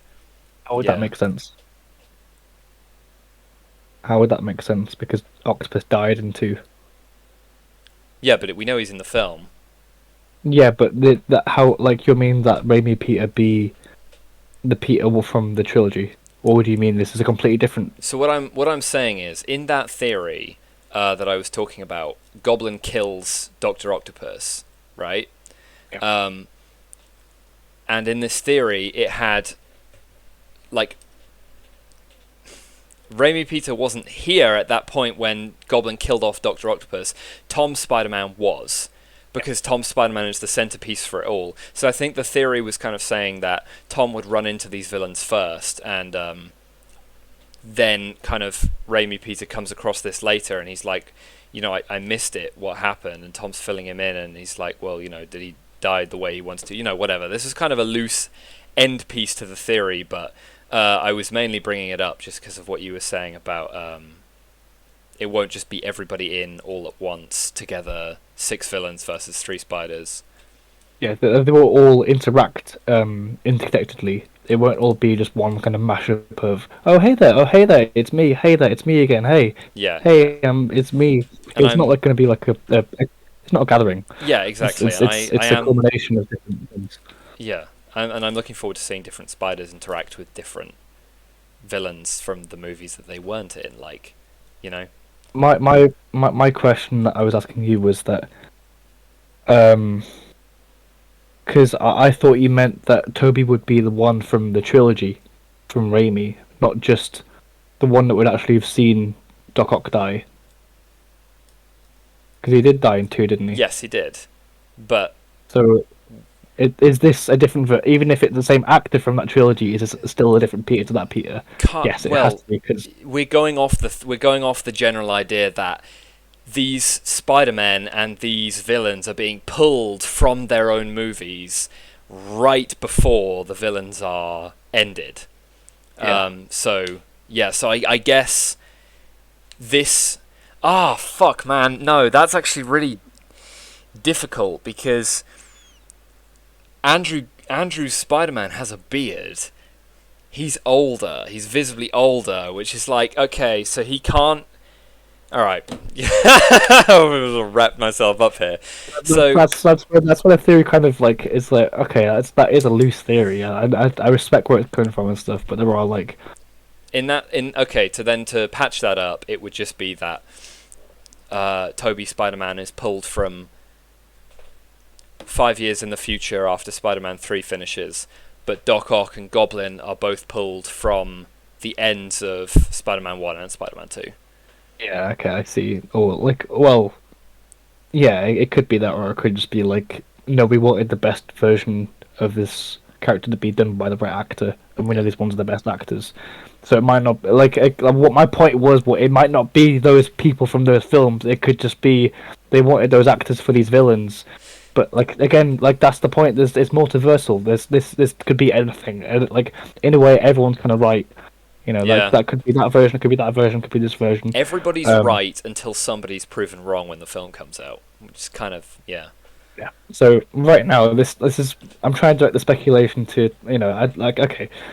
Anyway, Do you want like to? I mean, we've been talking about Spider-Man for a long time now. Do you want yeah. to continue with this vein of what our expectations for the villains are, or do you think we've kind of covered the important ones? We've done the ones that I think we want to talk about because I think we're not going to be seeing Dane DeHaan's Goblin. No. I we've don't already have. Sorry, I keep. You go. No, it's all right. And as for the Lizard, we've spoken about I can't remember his name, but we've spoken about that version of that Lizard who is a great actor. Great actor, did a great job of it. Yeah. Really enjoyable, like arc and antagonist and stuff. Not as enjoyable as the previous ones from Raimi or the ones from Tom's trilogy. But it's still someone that I'm kind of like, okay, cool. How will they do it? Were they gonna, how you were saying before, how are they gonna bounce all this stuff? Yeah, and I have no real expectations for Amazing Spider-Man Lizard. I have no real expectations for Amazing Spider-Man Electro, and I don't really have too much to say about Vulture either. Like, we've seen him in the MCU before. I think it's going to be pretty cut and dry when he appears. A lot of his interaction will take place around Tom, and that's fine. I don't have too much to say about that. So, if you're kind of ready, we could move on to. I think a important thing we should kind of close this. We'll talk about this and then we can move on to Batman because we have been talking about it for a while. Mm-hmm. But it depends if we've got a lot to talk about it or not. But how will Holland Spider-Man develop in this trilogy? And I mean, in the end of this trilogy. This was another big point that we were talking about the other day, wasn't it? I might lead on this one, unless you have like a point right now that you want to get out. I'll bounce off you. Okay, so my big thing with Tom's Spider-Man, and I'm sure, well, you might agree, I know a lot of people do kind of feel this. With this Tom, he's kind of got the young Spider-Man curse, where he's very like, whoa, what's happening? So crazy. And when he reacts to things, it's very childlike a lot of the time. Save for a really standout moment at the end of Far From Home, when his spider sense kicks in on the bridge and he catches the gun. And that was the moment with this Spider-Man that made me go, whoa, okay, he's done some growing up this film. He's getting there, like he's on his way. There. He's on his way up, right? And he's still like, this Spider-Man is what, 19 now? 18 still? I don't think he's in his 20s yet, because he's like still got to finish. No, yeah, he can't be 19 because he's still got to finish high school. He's 17 or 18 or something. Yeah, I think he's 18. Either way, he could he could be 17. But my point is that he's still got a lot of growing up to do, and we've seen the flicker of it. We've seen that little jump in the end of Far From Home, and what I would like to see now is I would like to see them develop on that. I would like to see two main things. One, he starts to take things a little bit more seriously, so the way he reacts to things isn't so childlike, it's a little bit more adult. And my second thing is I want his sense of humour to mature a little bit. I want him to develop that quick wit that Spider-Man is known for, which Tom's not lacking. But when he was, when he's jumping out of the portals on Titan and he's fighting Thanos with the Guardians and Iron Man, and he's like, wizard kick, whatever. Yeah. I would like his quips to become a little bit more intelligent, and I would like him to evolve into this kind of more adult Spider-Man who has humor on his side, but he's also reacting to things in a way that, they aren't so, like, befuddling to him. Yeah. It's kind of, I've rambled my way through that, but yeah, that's we're on the same page. I absolutely agree with all of that. I think that we have this current version of Tom Holland's Spider-Man, who, like, he's like really good at fighting now. Like he's way better at fighting than he was in Mhm. Civil War. Like he's just in his own kind of zone. He's on Yeah, his own plane, pretty much. 100%. Like, um, and I think that the tribulations that he's going to face in No Way Home are really going to throw him for a loop. They're Like gonna this is age going him to be, up. They're gonna hit yeah. him real hard. I think this is what they're doing with it. I think this is they're having this as a benchmark film for Spider-Man because they know, right, this is who you focus on. Obviously, it's the first name you see. Who do you think of? The person whose first name it is on the thing. But they know as well. They have responsibility to have some big ass character development because now we're in Phase 4, like quite a bit through Phase 4 as well. I Yeah, think. we're getting into the meat of Phase 4 now. Like yeah, we're getting into the more stuff. So the next time we see Peter after this, he can't be like, oh whoa, holy crap, that man, that kind of stuff. He's got to be like, okay, cool. How do we deal with it? Yeah. We have to kind of make him be like clicked. He's got like he's not stupid. We know he's not stupid. No. Do you know Watch the way he fights through the turret things at the end of Far From Home yeah. on his way up to the bridge. This kid is so smart. Like yeah, and not just that, but he made his own web fluid. He's like he's made like and smart as in like right choices. He's like he went after Vulture. He managed to stop Beck. He managed to fight some other things off in really clever ways and figured out a puzzle and like all that other stuff. And he just needs to like we need to see that in a film where he's not the main influence of that film, where he is just there to react with it, but not in just again not in like a crazy whoa I'm here to get the audience to understand. No, trust your audience. We know what you're on about. Give us these characters as they are meant to be. Right. Give us these characters respectfully and in the way that they make sense because they can't just stay kids forever. This Yeah. kid's been through so much. He's not going to be like all happy-go-lucky. I'm going to get a fruit shoot on the way home, kind of thing. Right, and think about where he's going after No Way Home. Yeah. He is leaping straight into Doctor Strange 2, right? Which is, like you were saying about him sort of being there to react with us to things, and where he's not the main focus of the film, he's just an additional part. I think that's going to be a perfect showcase for them to have been like, okay, we had this kid put through the fucking ringer again in his own film. Now he's here, let us show you how he's developed. But also, he will be a great tool for them, and I think I said this to you before, to help the audience understand some of the deeper magic stuff. In the first Doctor Strange film, we had kind of a diluted version of the awesome kind of complex magic world that Marvel has. It was a little bit diluted because it was Doctor Strange's first film. This time, right, it's not only Doctor Strange, but the other most powerful sorcerer in the universe, the Scarlet Witch, right? And they're probably going to be doing some really complex shit to try and get Wanda's kids back and fight Shuma Gorath, the tentacle monster, or whatever the fuck that thing was. And Peter will be there to kind of we can relate to him when he's like, okay, so what's going on? Can you guys explain what the hell you just did? And then we can see it a bit more through his eyes. Yeah, I mean, I hope that isn't a actual staple of his character, though. That's what I'm trying to say. Is that okay? When it comes to those films, we do need a character that will, or we need just exposition. We need because it's like okay, yes, we want you to go leaps and bounds in this universe, like this logic that has stemmed from your universe. Mm-hmm. But we are in your brain as an audience. We don't know what kind of synapses are firing. We don't know where you're going with these things. Mm-hmm. So sometimes you do have to dumb it down for us. But that doesn't mean always have that one character as being like, okay, what's going on? What's going on? I agree. And if they overdid it, I think that would be trash because it would be annoying. It would be so annoying, and it would really make me not like that Peter Parker because it's like you built him up so well, and he's still asking questions about stuff. Like sometimes you just kind of go along with it, and I'm pretty sure he's done that in the comics plenty of times. He's gone and been like, yeah, fuck it, go on then. Oh, fuck it, the wizards are up to something again. Well, Exactly. go along for the ride. Like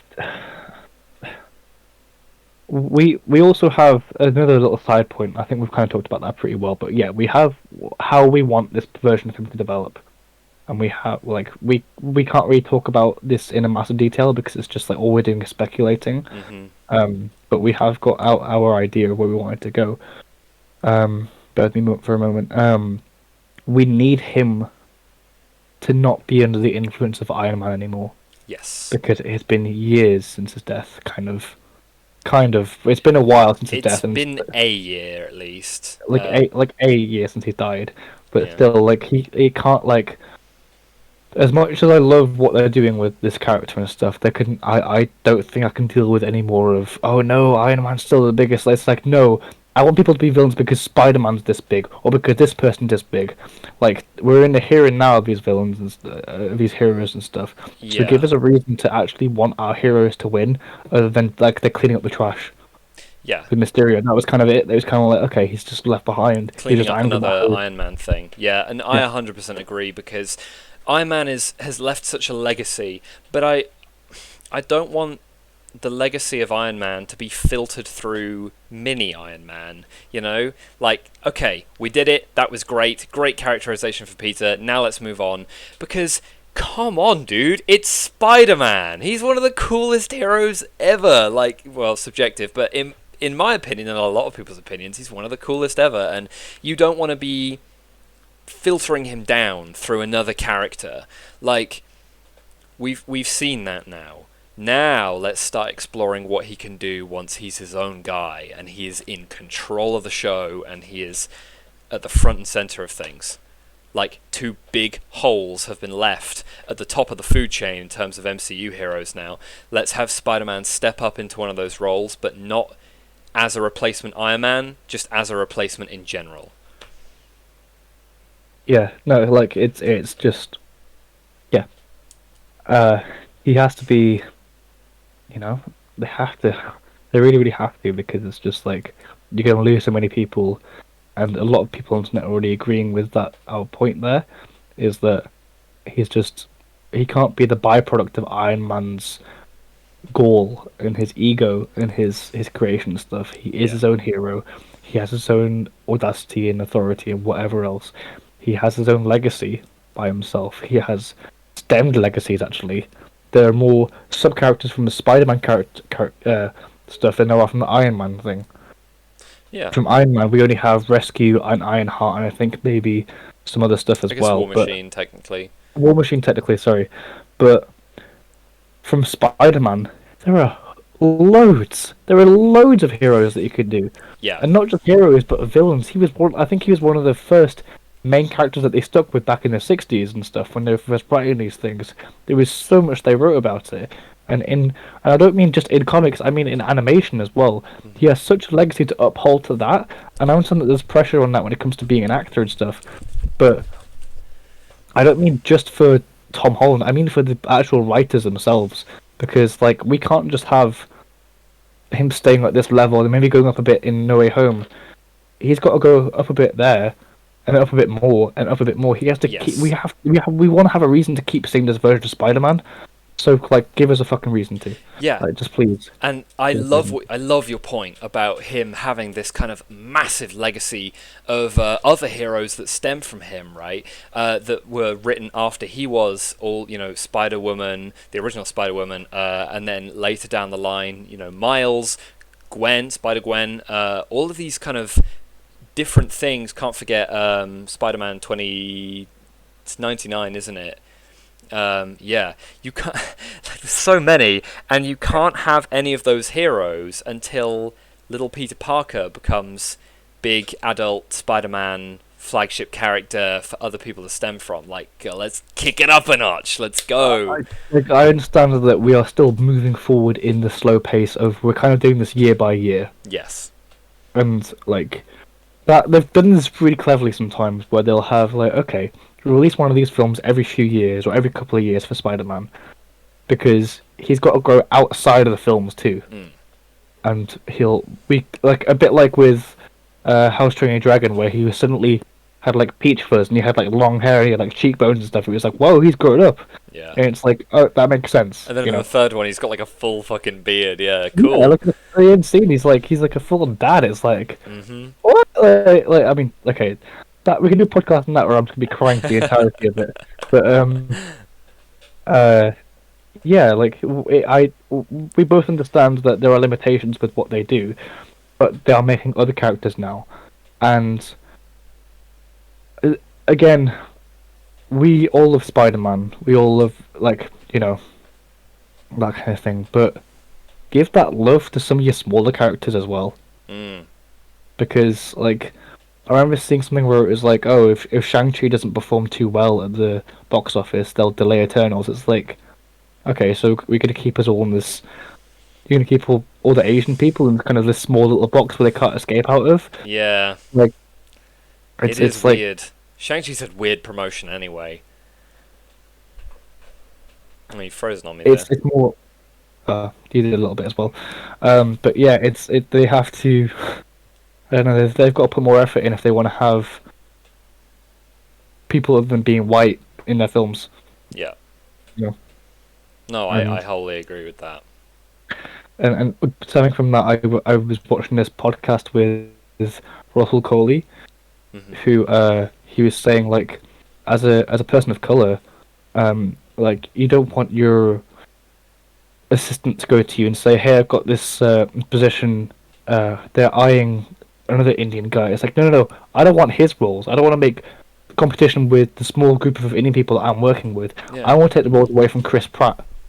Yes. I'm like, dude, I know exactly where you're coming from because I want to see that as well. Like, it would be awesome. It'd be like cool. We have like for certain characters, it really doesn't matter what color skin they have, because they're just kind of that character, you know. Obviously, some certain things can have to change, but still, Yeah.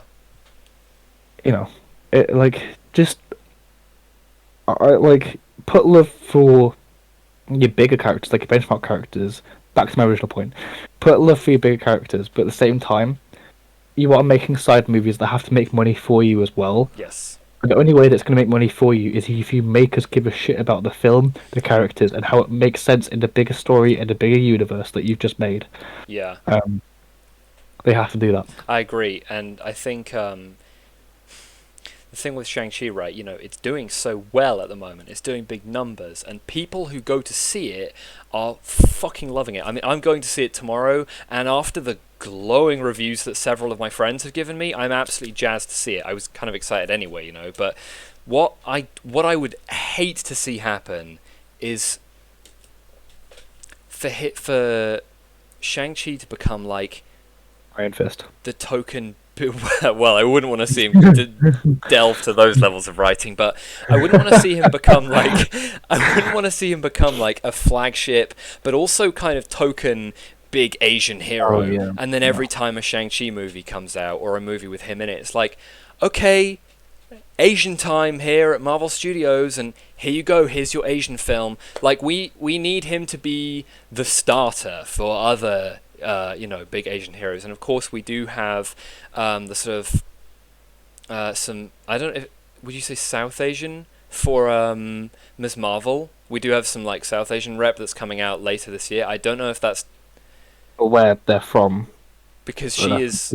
Yeah, but you know kind of what I'm saying. We have more representation coming later this year, which is awesome, and I think that's like a good sign. And obviously Gemma Chan is in Eternals, and that's another Asian lead, and that's awesome. So I'm kind of hoping that 2021 doesn't end up being like a good Asian year for Marvel films, and then after that they just kind of go back to being super white. Yeah, no, it's I mean, yeah, you're right. You've taken the words out of my mouth. That's why I can't say anything. But it can't just be they get a time in the sun and we move on, and it's just all the white friends making friends with each other. And it's like, oh hey, there's the Asian guy. It's like, hey Asian guy, see you later, and then you'll see you in like your second film that might not even get made. But they can't do that to them because people will drag them through the streets for doing that. Yes. Like I mean, literally drag them through the streets. I think that's a good place to leave on for that. I think Yes. they've kind of given out, like, I tried to sum it up there when I was saying that they need to give the flagship bearer their own time in the sun and the side characters a time in the sun. So now, Yeah. Mr. Oku, I would you wholly like to? agree. So we well, that's the funny thing, right? This recording alone, this is the second recording we've done today. It's now an hour long. And we are now moving on to kind of our Batman stuff.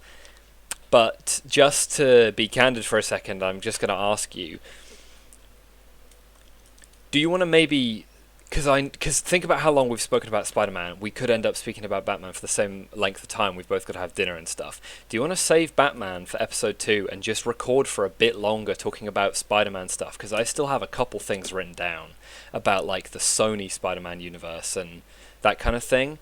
Be It's fair. completely up to you, because I don't want No, to curb the Batman stuff by beginning to talk about it and then finding ourselves with not enough time to do it justice. fine with that. I'm fine with because I wanted to rewatch some stuff and obviously watch trailer again, and Yeah, I wanted to watch Year One again and some of the other that's a great films idea. and stuff. So I'm happy to leave that for another time. Yeah, But yeah. it means, yeah, it means that I can do your part in what you did for Spider-Man and do some research and watch some films and stuff. Yes, exactly. Um, That's a great idea. I might rewatch like Dark Knight Rises or something. Or have I even seen Dark Knight Rises? All right, I might watch Dark Knight Rises for the first time, and that could be part of my research. But okay, so in that case then, something else that I just had written down, which was basically just a theory crafting kind of point that I thought we could go over, is Sony have now announced that they are rebranding their Sony Marvel universe, which is kind of a non-thing, kind of a thing, into their Sony Spider-Man universe, which is they have Venom, right? And if yeah, it was- yeah, we have they have Venom, and they are now rebranding, starting with Let There Be Carnage. They are rebranding it into the Sony Spider-Man universe, and you can't have a Spider-Man universe without Spider-Man. So I was sort of wondering, which Spider people do we think they're going to tackle first? And if they're taking one of the three main Spider-Men that we have, Toby, Andrew, and Tom, which ones are they going to prioritize? Might they go back after all these years and do a Spider-Man 4 with Toby, or might they even attempt an Amazing Spider-Man 3? Do you or have do you maybe, have any kind of like thoughts on that?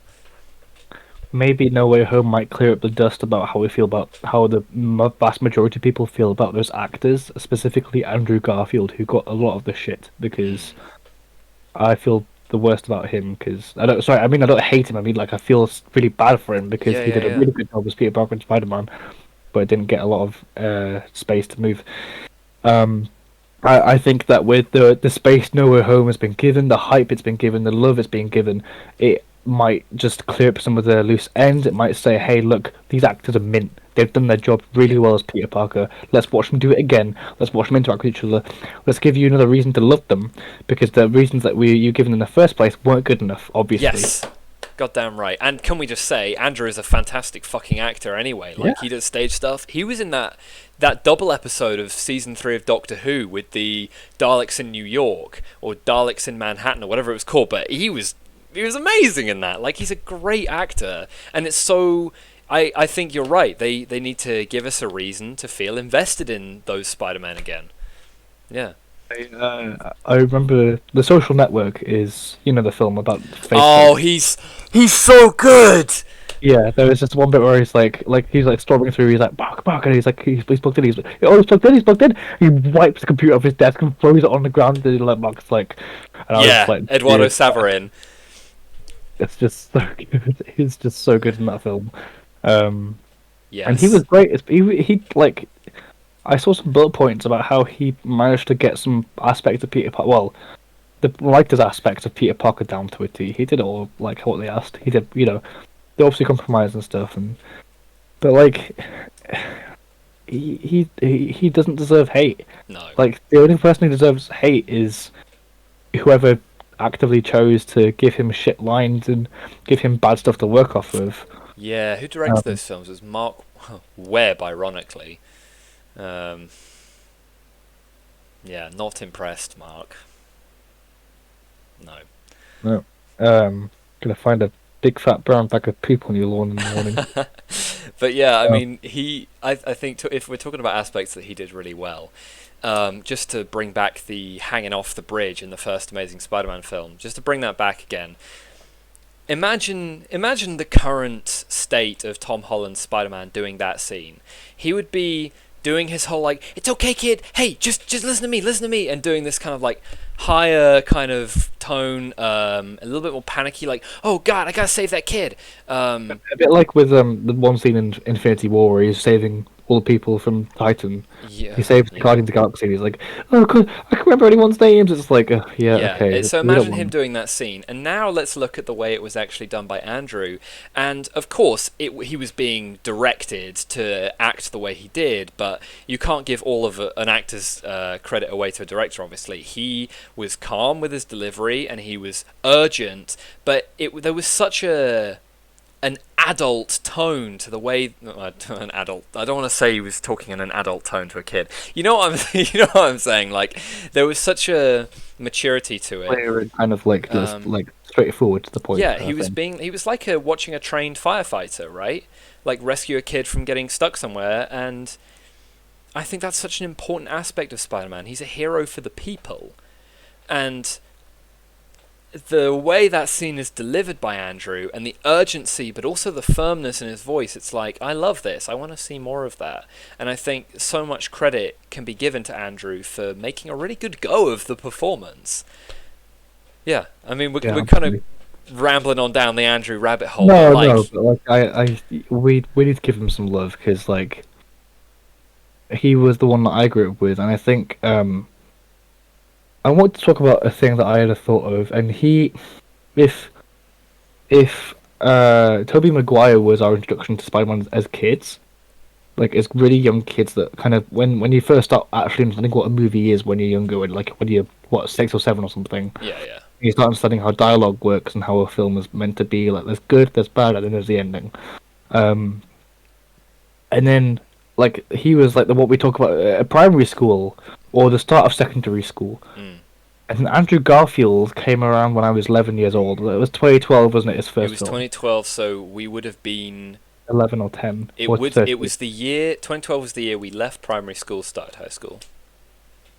and that kind of worked well for me because like it's a massive period changing schools and stuff.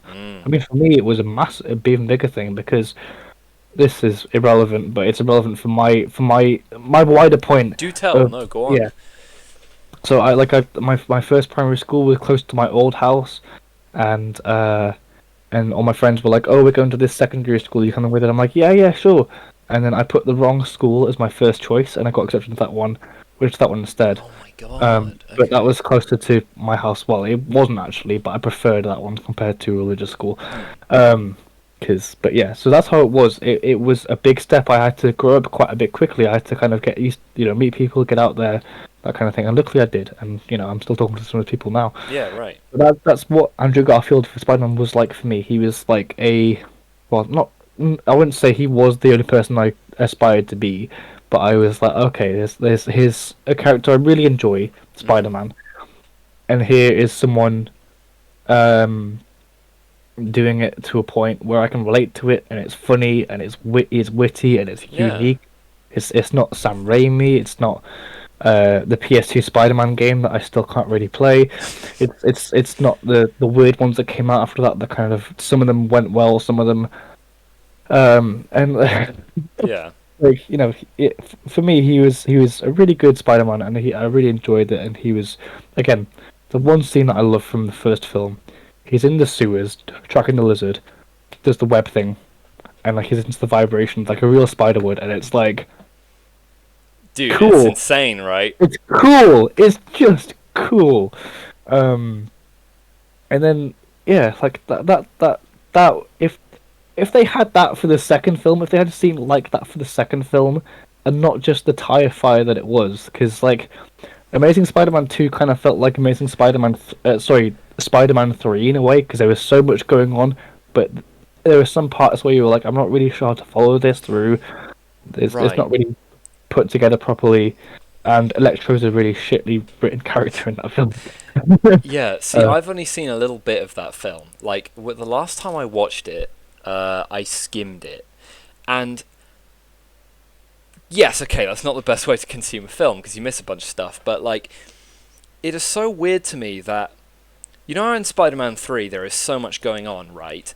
But, one of our three villains, Venom, Electro, what am I talking about? Venom, Sandman, and Goblin, right? One of them, Goblin, namely, we've already had two films to get to know the character. We already know Harry from the first two films, and we know why he's being infected with this kind of goblin brain, because the same thing happened to his father, right? That's a concept we already know. We already kind of know the deal with that. It makes sense realistically. It makes sense logically for him to Yes, be by right. genetics. So there's a lot going on, but we already know about one of these villains. It with Amazing Spider-Man 2, and again, I remember pretty much nothing of this film. Not only are we introduced to Harry in that film, but then we're introduced to Goblin Harry in that film, and we have Electro going on, which is such a weird thing to like do the entire arc of Harry Osborn Goblin in one film while you have another villain. That's like astounding to me as a really bad choice. The best way for Harry Osborn to be written, I think we can agree with this, is that he's built up in the background. Yes. He is always a reactionist towards Peter Parker, especially because Norman Osborn loved Peter Parker. He loved him like a son. He loved him more than Harry Osborn. And the second and third films transpire this aspect of Harry being beaten up by his dad. Yeah. Like his dad hates him. He's like, "You're not good enough. You're shit. You're like you don't even write properly. What the fuck?" But like, that's like with PS4 Spider-Man again. I know I'm going to keep going back to it, but it's my favorite reference point. It's a good reference point. We have this version of Harry Osborn who bloody cares about this environment. You have all the side quests of going to like the little things that him and his mum set up or something like that. Yes. And like they do like the little missions to get rid of carbon emissions, and you do little missions to, just help the planet and stuff like that. And I really like that. I really like that version of Harry because it actually endears you to him, which I think when the sequel comes out for Spider-Man 2, we're going to give a lot more of a crap about it. It's going to have the same impact as Doctor Octopus. Right. And it's sorry. Well, we're going to have that. We're going to have Goblin maybe as well. Yeah, I mean, and it's such an interesting take on Harry as well, because like in both the Raimi trilogy and the Amazing movies, Harry becomes Goblin. Right now we have Venom Harry, which is interesting, and I'm sure it's been done in the comics a few times because most modern Spider-Man and superhero media is at least taken in part from comics, but we've never seen it on the screen or in a game before. Like, this is new territory, and it's a really exciting emotional place to go as well, with Norman trying to save his son, going to any means possible, and having created this Venom symbiote to help keep his son alive.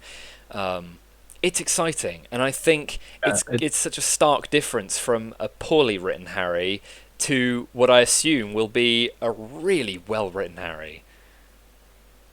I think that he's a good rival for Peter Parker. He's always been a good rival for him. Because like it's been written in stone since the comics that they've kind of had like this kind of like, oh, he's Peter's doing this and I'm doing this, and oh damn it, I've got to be jealous of him, and then with the Raimi trilogy there was Harry dates MJ. Yes.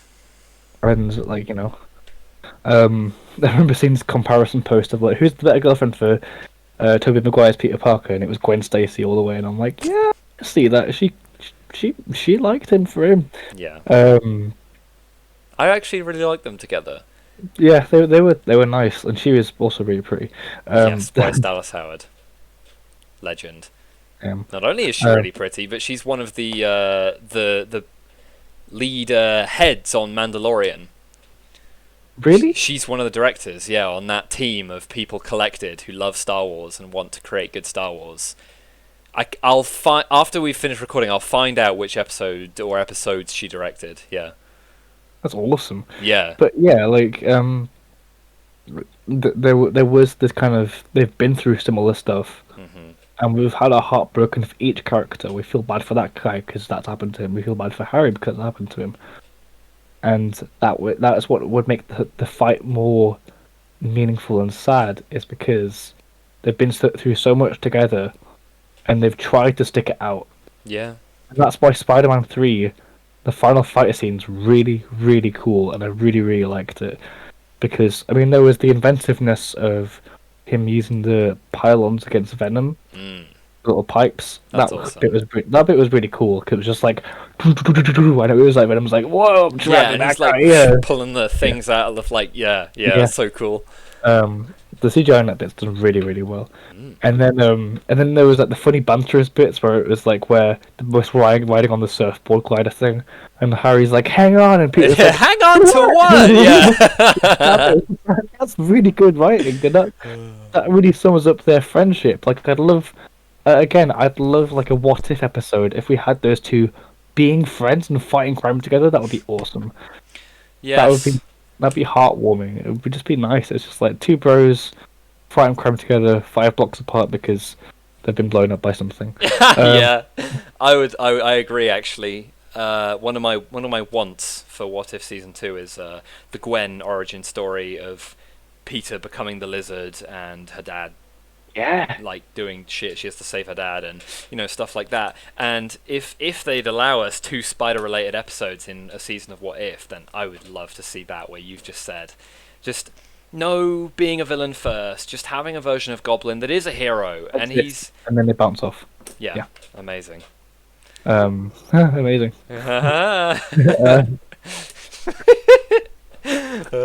Oh, dear. Did you have any other points that you'd like to get off your chest? I mean, I think that's kind of it. Like, the only other real stuff I had written down for Spider-Man was just kind of the general talking point of the Sony Spider-Man universe and where we think it'll go, but I think it will be a lot easier to determine that once we've seen No Way Home, like you were saying, once Marvel Studios have given us a chance to be reinvested in the characters, and they've had a chance to see how we react to seeing Andrew and Toby again, and who we like the most and stuff. So I think that kind of wraps us up really on Spider-Man. And I've had a fucking blast talking about this. Yeah, me too. This has been really, really great. Apologies for looking tired or wiping my eyes and stuff. I didn't get much sleep last night, and I've worked a really long shift. But yeah, I tried my best to convey all my excitement for it, and I think we've talked about this to a point that we're both really happy. It's just us like,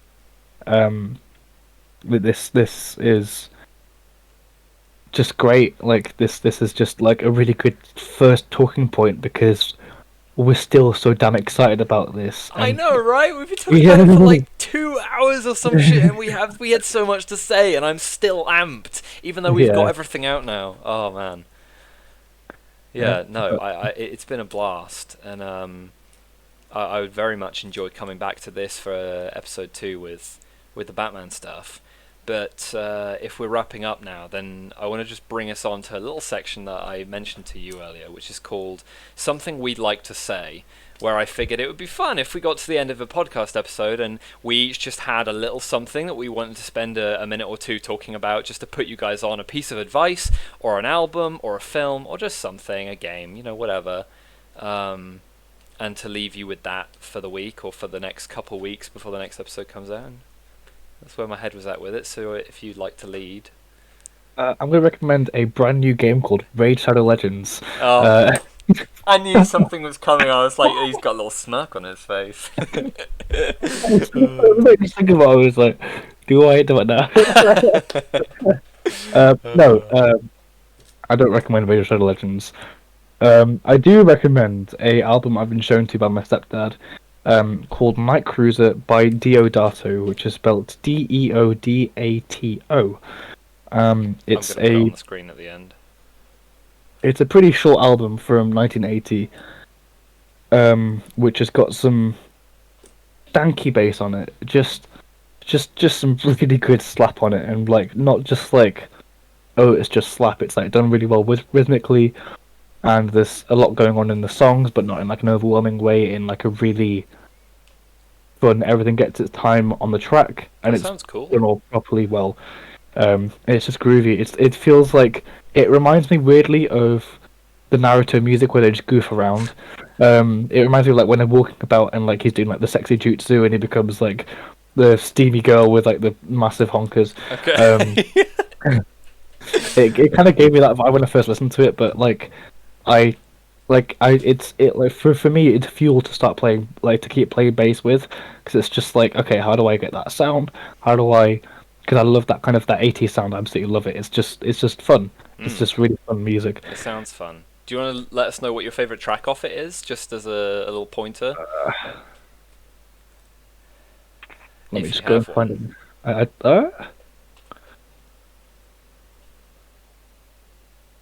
I think skating was my favorite one.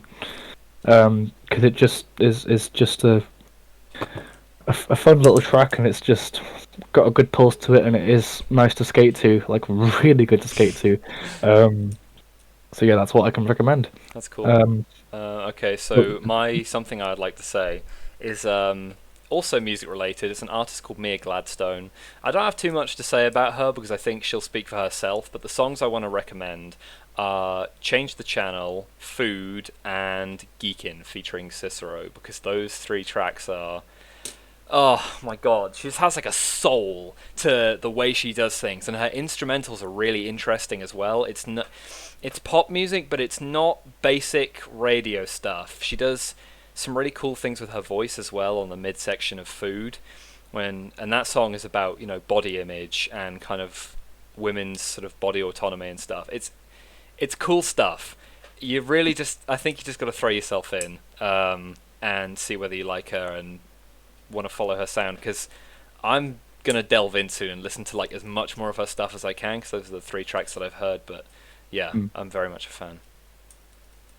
well, I've given her a follow. I'll give it a check out. Awesome. Um, but Okay, yeah. would you like to lead us to the wrap up then?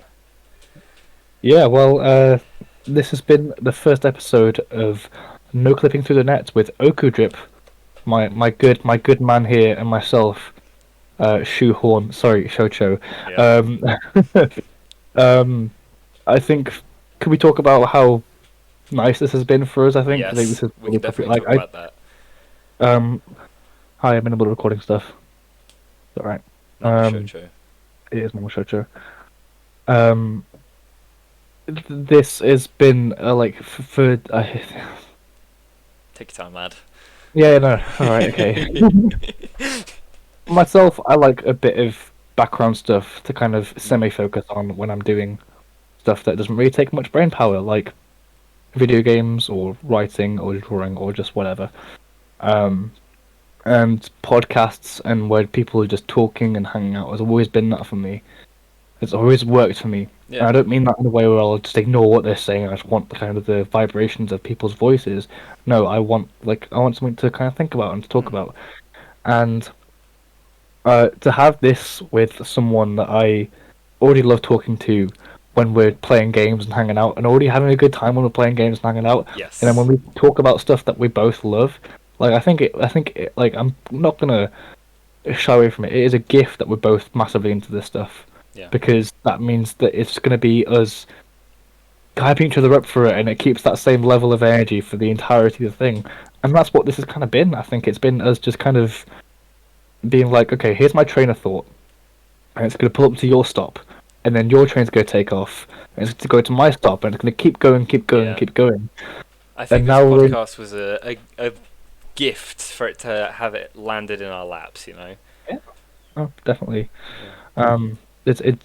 It's been fun. It's been great, and that like for something that we are both means a lot to our childhood, I think, as well. A lot to our kind of our sense of imagination and the bigger picture of what we're now invested in as adults, because that's kind of what Yes. we are, scarily enough. Um, Yeah, um, no, I agree, and it is so lovely to, like you were saying, just have someone who we already do this. Like we'll have a free evening and we'll get on a Discord call and we'll just talk for hours about like random shit and games and films and stuff. So I think the podcast was meant to be, and it's nice to have kicked it off. Like I was pretty sure this was going to be a good idea, but now I feel like this has confirmed it. Like I had fun doing quality, it, yeah. and Mm. we had a lot to say. We had a lot to say. But I'm just yeah, gonna the scribble plan out was that Batman picture at the bottom there. the plan was for us to like talk about this and then Batman because we thought we'd like through Spider-Man and then we could just go into Batman and speak about Batman. But it's like, ah, no, we Yeah. can't. But there you have it, and we'll be back for the next one with some Batman talk, and I'm looking forward to that a lot. Yeah, me too. So Um, I guess this is it for us for this is today. it. Yeah, we're breaking up, guys. I'm sorry. Yeah, this is the end of the Yeah, podcast. we should a thumbnail for a breakup video on YouTube. Oh god, couples channels. Yeah. No, but seriously, this has been good, and I hope that everybody watching this has at least taken some enjoyment from it, or taken something interesting away with them. And I'm looking forward to uploading this and for you guys to see it and enjoy it and please, see where we go. leave like if for anyone watching this, if you are as excited as you are, leave comments down below. Put forward your theories and stuff. It's always fun Please to bounce do. off and like. We will Um, interact. we will. We absolutely will. We'll be watching like hawks. We don't have much else to do, so yeah. I'd like just like you know, or like, if you want to recommend stuff, give us something to like listen to or watch or something like that. Like we have kind of a little rough plan of what we want to talk about like now and then, but we like if you throw us a ball, We're we kind welcome of to like ideas. Stick it in the comments or just fucking DM one of us on Instagram. Be Mhm. like, hey, I'm here from the podcast. So yeah. I think that's going to be it from us, and we'll see you guys in the next one. So thank you very much for tuning in. Thank you. Bye.